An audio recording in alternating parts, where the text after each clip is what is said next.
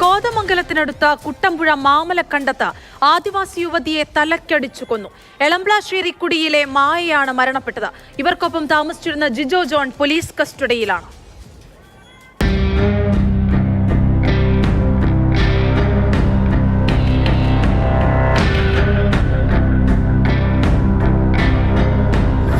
എളംപ്ലാശ്ശേരിക്കുടിയിലെ മായയുടെ വീട്ടിലാണ് കൊലപാതകം നടന്നത്. മായയും ജിജോയും ഒരു വർഷമായി ഇവിടെ ഒന്നിച്ച് താമസിക്കുകയായിരുന്നു. ഒരാഴ്ചയായി ഇരുവരും തമ്മിൽ വാക്കുതർക്കങ്ങൾ ഉണ്ടായിരുന്നു. ഇന്നലെ രാത്രി വീട്ടിലെത്തിയ ജിജോ മായയുമായി വീണ്ടും വഴക്കുണ്ടാക്കി.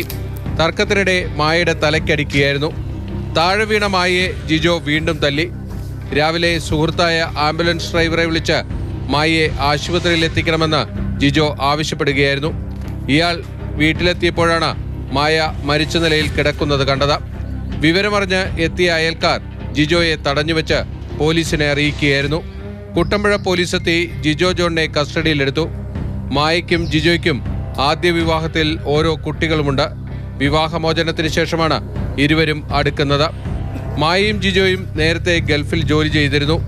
അവിടെ തുടങ്ങിയതാണ് സൗഹൃദം. കൊലപാതകത്തിന് ആയുധങ്ങളൊന്നും ഉപയോഗിച്ചിട്ടില്ലെന്നും കൈകൊണ്ടടിക്കുക മാത്രമാണ് ചെയ്തതെന്നുമാണ് ജിജോയുടെ മൊഴി. എന്നാൽ ഇത് പോലീസ് വിശ്വാസത്തിലെടുത്തിട്ടില്ല. പോസ്റ്റ്മോർട്ടത്തിന് ശേഷം ഇക്കാര്യത്തിൽ വ്യക്തത വരുമെന്ന് പോലീസ് അറിയിച്ചു.